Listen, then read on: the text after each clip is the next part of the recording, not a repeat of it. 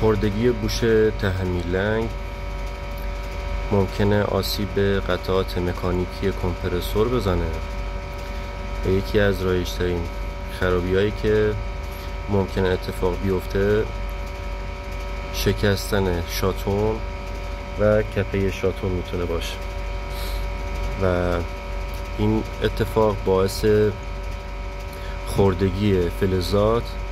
و ایجاد پلیسه های خیلی ریز و این پلیسه ها در کف کارتل انباشته شده و توسط اویل پمپ از مسیر روغن همینجور که میبینید عبور کرده و همینجور میاد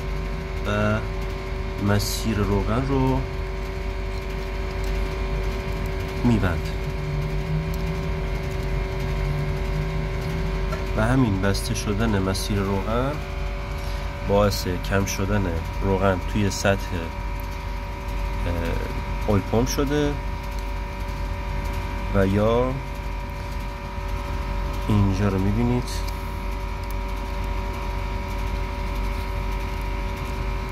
این همون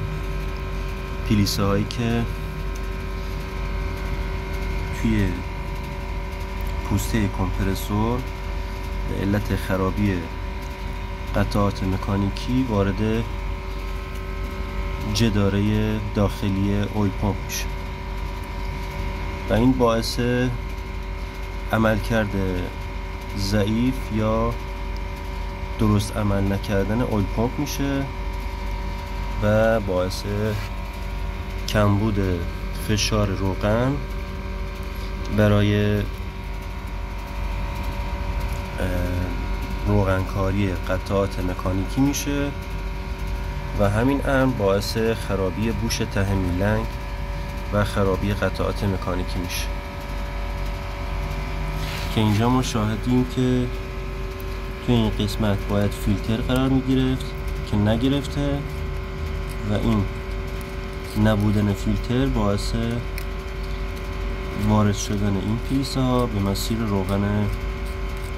کمپرسور میشه.